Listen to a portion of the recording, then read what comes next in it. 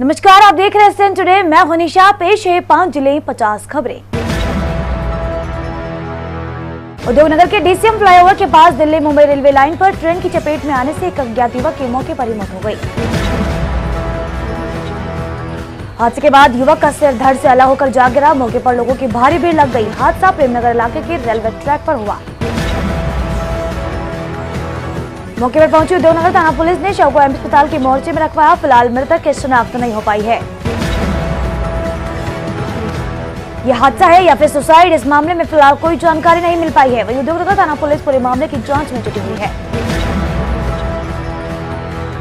लोकसभा अध्यक्ष ओम बिरला को पितृशोक होने पर रेडिएंट ग्रुप के डायरेक्टर कपिल अरोड़ा व फर्स्ट इंडिया चैनल के हेड जगदीश चंद्रा ने स्पीकर बिरला से मिलकर संवेदना प्रकट करते हुए उन्हें ढांढस बंधाया। शक्तिनगर स्थित स्पीकर बिरला के आवास पर पहुंचकर तीय की बैठक में शामिल हुए। दिवंगत श्री कृष्ण बिरला की तस्वीर पर पुष्प अर्पित किए। श्री कृष्ण बिरला ने सरकारी सेवा में रहकर कर्मचारियों के लिए हमेशा आवाज बुलंद की, तो साथ ही रिटायरमेंट के बाद सहकारिता के क्षेत्र में काम किया। भारत शहर में गत दिनों 2 नाबालिग बालिकाओं को बहला फुसलाकर भगाने के मामले में अब नया मोड़ आया है। एसपी डॉक्टर रवि सबरवाल ने दोनों पीड़िताओं के साथ रेप नहीं होने की बात कही है। एसपी डॉक्टर सबरवाल ने इस मामले में प्रेस कॉन्फ्रेंस करके कहा कि दोनों बालिकाओं के साथ रेप नहीं हुआ है। मेडिकल रिपोर्ट में रेप करने की पुष्टि नहीं हुई है। ऐसे में पुलिस प्रशासन न्यायिक मजिस्ट्रेट से इजाजत लेकर दोबारा बयान करवाने की बात कह रहा है। इससे पूर्व बालिकाओं ने घूमने जाने की बात कोर्ट में कही थी। उधर दोनों बालिकाओं ने अपने साथ रेप होने की बात कही। दोनों बालिकाओं का कहना है कि उनके साथ 3 से 4 जनों ने रेप की वारदात को अंजाम दिया था। दोनों बालिकाओं का आरोप है कि उन्हें नशीला पदार्थ खिलाकर उनके साथ गलत काम किया गया। नाबालिग बालिकाओं ने बताया कि आरोपी पहले उन्हें यहां से कोटा ले आए।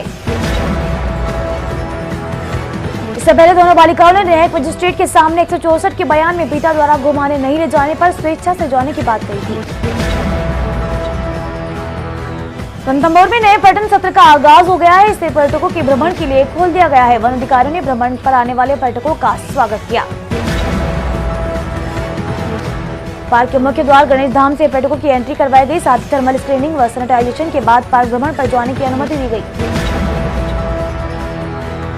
वन विभाग द्वारा वाहनों के पहियों को सैनिटाइज किया गया। कोविड-19 की गाइडलाइन का पूर्णतया से पालन करते हुए पर्यटकों को नेशनल पार्क भ्रमण पर भेजा जा रहा है। विगत 3 माह से रणथंभौर नेशनल पार्क मानसून सत्र के दौरान बंद रखा गया था। प्रथम पारी में 13 जिप्सी तथा एक कैंटर में सवार होकर पर्यटक पार्क पर भ्रमण पर गए। 4 माह से वेतन नहीं मिलने से नाराज नगरीगंज के टिपर चालक हड़ताल पर उतरा है। नाराज चालकों ने हंगामा कर वार्डों से कचरा नहीं उठाया। 93 टिपर के 186 चालक व परिचालकों का वेतन अटका हुआ है। इनका आरोप है कि ठेकेदार ने पिछले 4 माह से वेतन का भुगतान नहीं किया। चालक परिचालकों का कहना है कि जब भी हम ठेकेदार से भुगतान की बात करते हैं तो वह नौकरी छोड़कर चले जाने की बात करता है। आक्रोशित चालक परिचालक ने दोनों निगमों के 150 वार्डों से कचरा नहीं उठाया और अपने टिपर बकरा मंडी में खड़े कर दिए। वेतन का भुगतान नहीं मिलने से चालक परिचालकों के सामने भूखा मरने की स्थिति आ गई है और परिवारों का खर्च चलाना मुश्किल हो रहा है। उधर यूपी के हाथरस में लड़की के साथ गैंगरेप व हत्या की वारदात के बाद हत्यारों के खिलाफ कार्रवाई करने की मांग को लेकर कोटा में भी वाल्मीकि समाज ने जोरदार आक्रोश जताया। महर्षि वाल्मीकि संगठन समाज के लोगों ने नयापुरा से जिला कलेक्टर तक पैदल मार्च निकालकर हत्यारों के खिलाफ सख्त कार्रवाई की मांग की गई। कार्यकर्ताओं ने जिला कलेक्टर को राष्ट्रपति के नाम ज्ञापन सौंपकर आरोपियों को फांसी की सजा दिलाने की मांग की।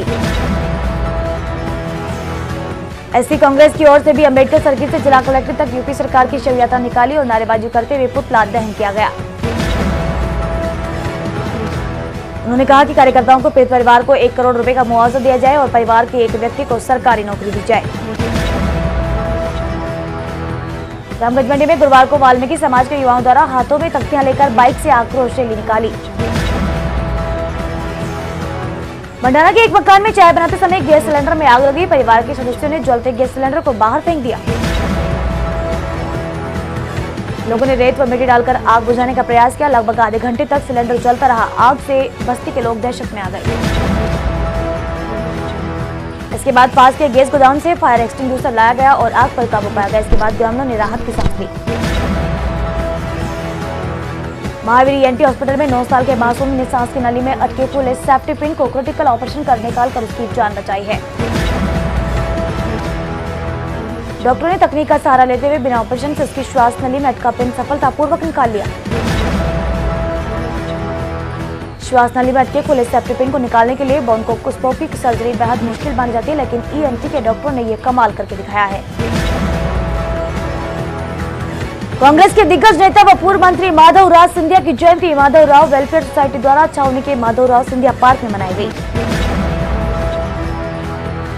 जहां सोसाइटी की इंदर मोहन सिंह हनी के नेतृत्व में सदस्यों ने सिंधिया की प्रतिमा पर माल्यार्पण किया और उन्हें याद किया। साथ ही माधवराव सिंधिया अमर रहे के नारे लगाए। बूंदी जिले में कोरोना के आंकड़े अब कम होने लगे हैं। बूंदी में अब 1653 कोरोना पॉजिटिव मरीजों की संख्या दर्ज की गई है। इनमें से 146 एक्टिव केस बचे हैं। सितंबर माह में प्रतिदिन 260 संदिग्ध मरीजों की सैंपलिंग की गई थी, जिसमें 1061 कोरोना संक्रमित मरीजों की पहचान की गई, जिनको कोविड-19 केयर सेंटर में इलाज दिया गया। झालावाड़ जिले में स्वच्छता पखवाड़े की शुरुआत हो गई है। जिला कलेक्टर निकिया गोयल ने हरी झंडी दिखाकर रथ को रवाना किया। यह रथ गांव में जाकर ग्रामीणों को स्वच्छता अभियान से संबंधित जानकारी देकर स्वच्छता के प्रति जागरूक करेगा। मनोर थाना में एक बार फिर विद्युत विभाग की लापरवाही सामने आई है। बंदर के 2 बच्चे ट्रांसफार्मर के पास पोल से चिपक गए। लोगों ने बिजली सप्लाई बंद करवाई। इसके बाद दोनों की जान बच सकी, लेकिन करंट लगने से दोनों बंदर के बच्चे झुलस गए। इसके बाद बंदरों के समूह उन्हें उठाकर अपने साथ ले गए, लेकिन हादसे के बाद बिजली विभाग ने सबक नहीं लिया और बिजली विभाग की लापरवाही जारी है। मामला मनोर थाना कस्बे के सूरजपोल दरवाजे के बाहर लगे ट्रांसफार्मर का है, जहां खुले तार लोगों की मौत को दावत दे रहे हैं। 2 अक्टूबर को देश भर में राष्ट्रपिता महात्मा गांधी की जयंती मनाई जानी है, लेकिन इस बार कोरोना काल के चलते कई आयोजन निरस्त कर दिए गए हैं। केंद्र सरकार व राज्य सरकार की कोरोना गाइडलाइन इनके अनुरूप राष्ट्रपिता महात्मा गांधी की जयंती का आयोजन बूंदी में जिला मुख्यालय पर ही किया जाना है। तो ये थी 5 जिले 50 खबरें। अब दीजिए निशा को इजाजत। एसएन टुडे टीम की ओर से नमस्कार।